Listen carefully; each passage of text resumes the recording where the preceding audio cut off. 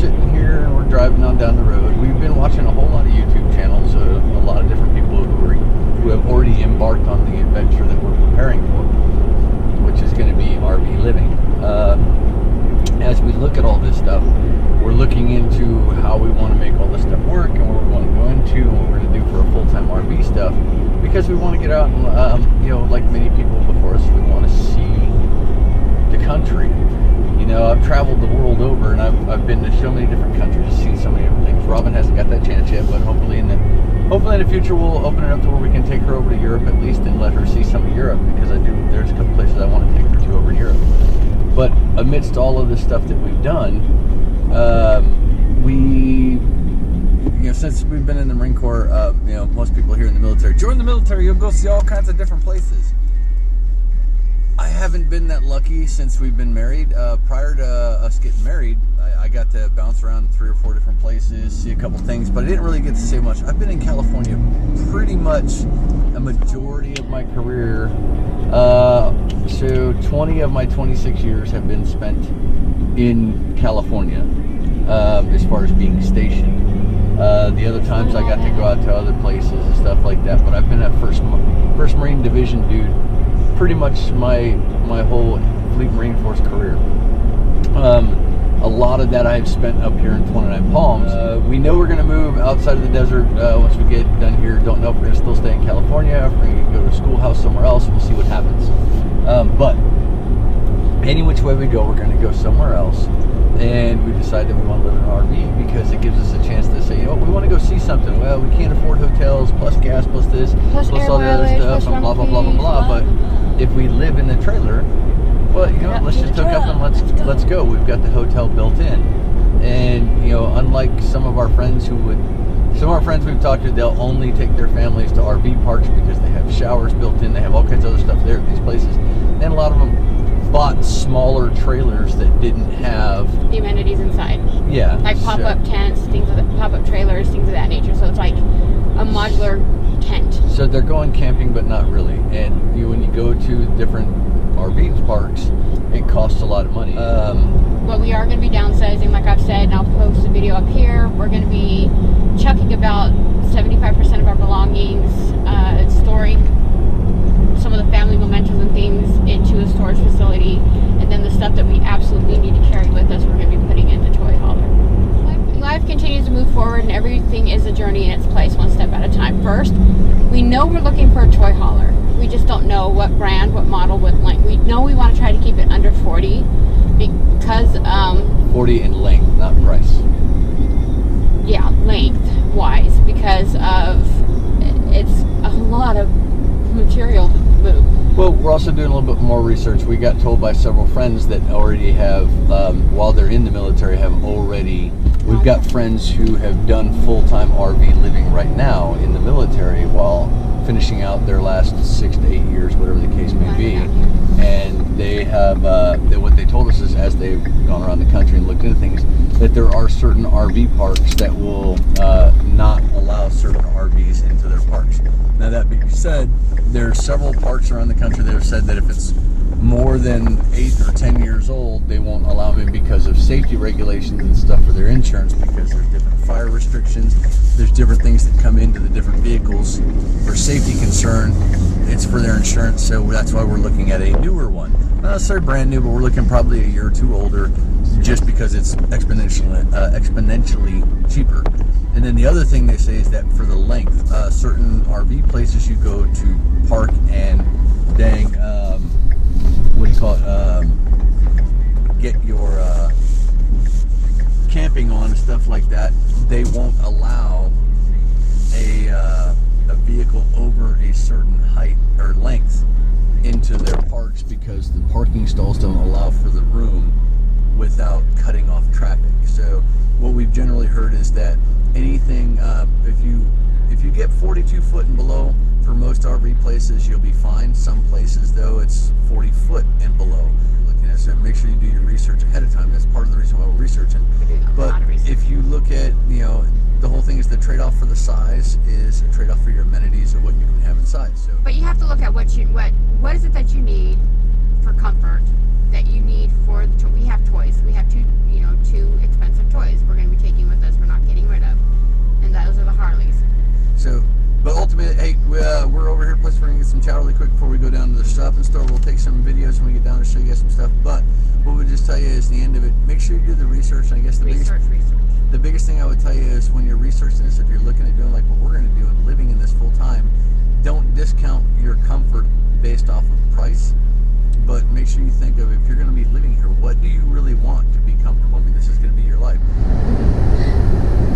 What a day, what a day, what a day. Well, it's not over yet, but it's good though. It looks good. I think so. So, update on our travels. We just came back from. Just working on it. Yeah, we're heading. So we just came back from going to a couple different RV stores. I'm not going to give names out of anybody or stuff because I don't want to create anything. Say, oh well, these guys are better, those guys are better. I don't really care about all stuff. But we went and saw. And we mainly we went and looked to go see. One of the main concerns for me is I don't want a walk-in garage. I want a living area that is separated from the garage. Okay, so to clarify what you're saying, walk-in garage, meaning that where you live and where you cook all your chow, if you look over your shoulder, you're going to see the garage. There's no division between the toy hauler portion and the trailer space. So that was kind of one of the key things that we had. So we had 4 major things that we're looking. Got to separate the garage space from the living space. Got to have an island inside the kitchen with the sink in it, so we can have prep space for stuff we like. Because we do like to cook together. I do cook. I do cook and bake a lot. And we like to do that together as well as other stuff. And we also needed to have a full shower set up inside the area for living. And then we also needed to have washer dryer hookup to be able to do a washer dryer on, stackable. So those were our 4 big things. And where things are located inside the trailer, there's things that we're looking at, and just other amenities. If we're going to be in this thing for 3+ years, living in it, then there's things that we are expecting to be in. Well, and like I said, with all of those things put together, it's kind of driving us more towards the upper end, quote unquote, luxury toy haulers. Yeah, and we saw some luxury today. We saw a bunch of different. That's what we're out looking for. So there's up by where we live, up 29 Palms. There's a whole bunch of RV stores. However, these RV stores are usually a lot of them where they get the RVs that came from auction, where somebody sold their 15-year-old RV to get into a new RV. So they put all this stuff out there to say, hey, here you go, and get all the stuff done, right? Yeah, unfortunately, what we've also found, being limited in the area that we went looking at today, was they didn't have a lot of toy haulers open for us. They had a lot of fifth wheel travel trailers, but not a large variety of toy haulers. So in that regard, as we looked at all of the different places that were out there that sold a bunch of used RV stuff, a lot of them didn't have what we were looking for in the way of an RV. I don't care if it's used or new. I do, however, have a preference that I want something that's at least within the last 3 years. I don't want anything older than that for myself. First place we went to was a store out here in Palm Springs, so we had to drive down there to see anything new. We looked at one that was a DRV. Haven't really researched a lot of DRVs. They are expensive. It's called a luxury suite. It's not even called an RV. They're just the DRV mobile luxury suite. And there was a lot of trim work. There's a lot of stuff. It was very, very nice. It was put together well. Had really good carpeting. Had a nice garage. Had a whole lot of nice stuff. But it's about 40% higher in price than a lot of the other upper end ones. The one that we looked at as a toy hauler that they had there wasn't even their top end, and the MSRP on this was $180. They had a sale going on where it was $149 today. And not only that, but a lot of the same things, like the microwaves, the stoves, the refrigerators, except the DRV, whatever, has a standard refrigerator, residential fridge. The Grand Designs have the type that they have the RV kind where you can go propane or electricity. Electric. I kind of like that. But I myself like the idea of being able to go both ways on it, so that way I can do it without having to run out my electricity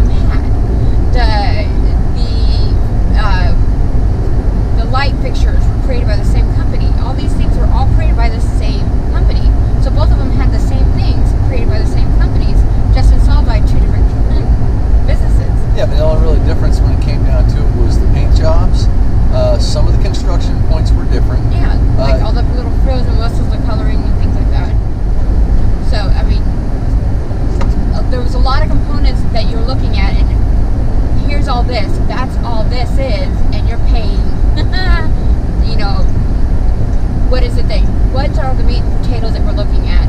What are we actually going to be paying for, and what does it cover? And if all these companies provide the same equipment for all these different RVs, then what is it that we're actually paying for? Yeah. It's morning.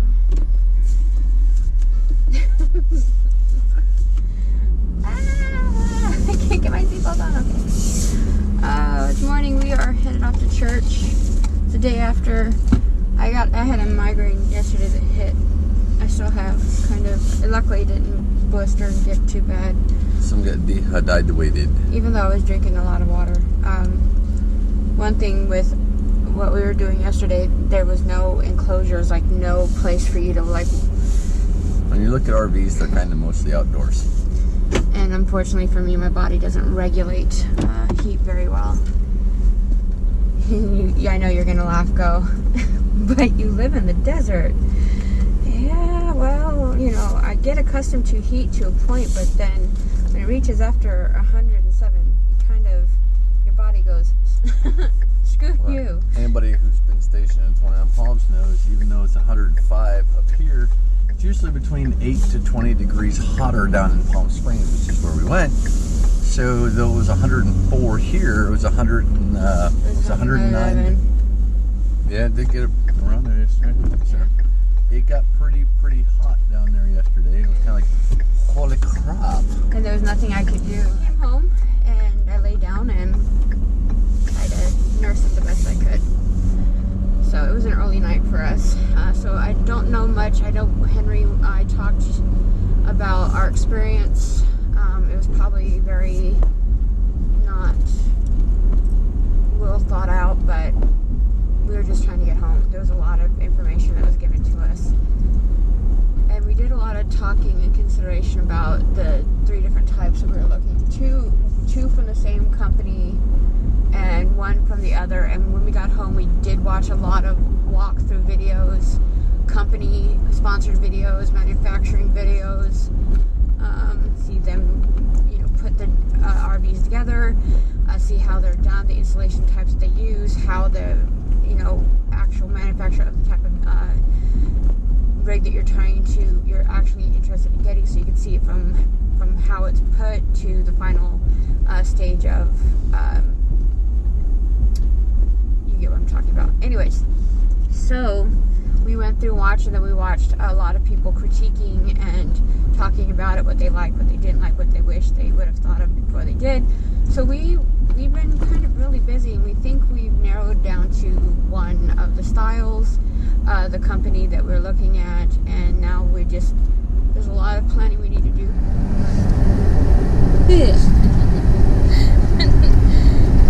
Battery's dead. Like, I need to recharge Gizmo. Okay. Sanitizer. Carry lots and lots of sanitizer. That's all I gotta tell you people. Got some help. Sanitizer is your friend. Especially for the first couple of weeks in the country. Oh, shit.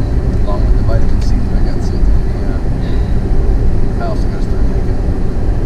Did you buy some? I still got that big used bottle from last time we bought it. So I cried a lot. That's all I gotta say, is I cried a lot. So the church as a whole, both services, and they prayed over Henry, and the prayers over him just had me bawling like a baby.